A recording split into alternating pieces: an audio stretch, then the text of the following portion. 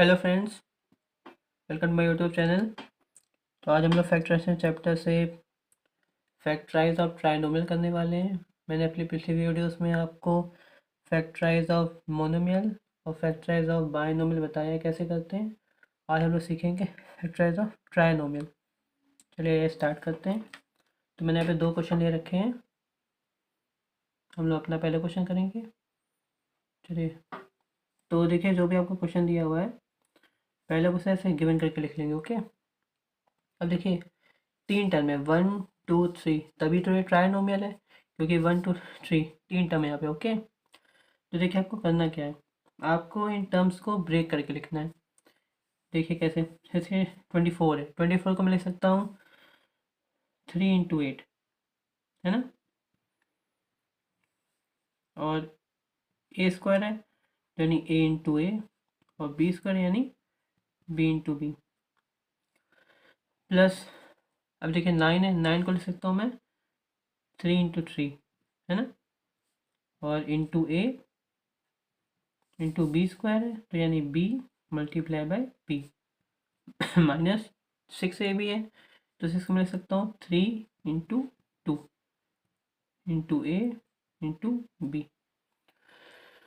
अब देखिए मैंने एक चीज़ आपको दिखाई है, देखिए ये 24 था, मैंने 24 को इसको 3 × 8 करके लिखा।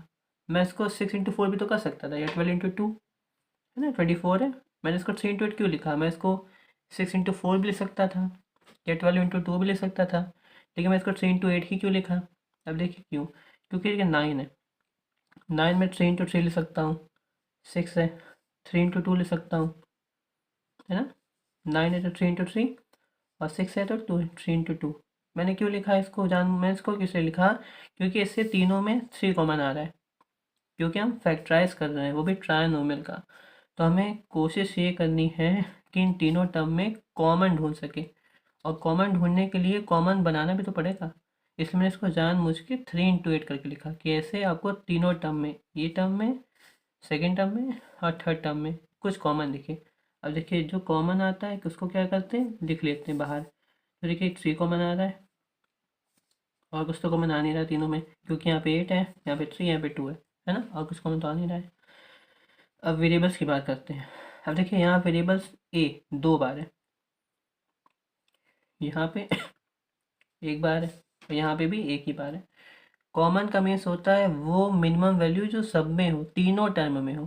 तो यहाँ ये 2 बार है, यहाँ एक बार है, और यहाँ भी एक बार है, तो हम लोग एक बार कॉमन लेंगे। अगर यहाँ पे भी 2 बार होता और इस टर्म में भी 2 बार होता तो हम 2 बार कॉमन ले लेते, लेकिन एक ही बार, यहाँ पे बार 2 बार है, यहाँ पे एक बार है, यहाँ पे भी एक बार है, तो एक ही बार कॉमन ले पाएंगे। ओके, अब बी, देखिए बी यहाँ 2 बार है, यहाँ भी 2 बार है, और यहाँ भी एक ही बार है ना।